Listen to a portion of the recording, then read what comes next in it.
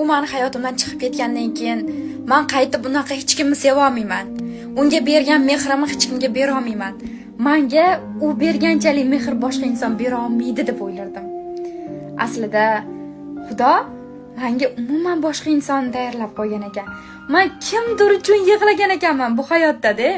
Hayotimga shunaqangi zo'r inson kirib keldiki, men orzu qilganimdan ko'ra ko'proq yaxshi-da.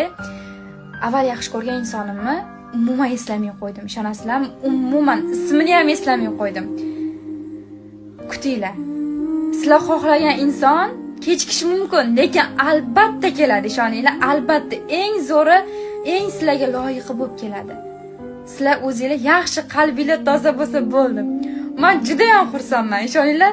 Ana eskisini umuman eslashga ham vaqtim yo'q. Hammasi uchun Allohga shukr.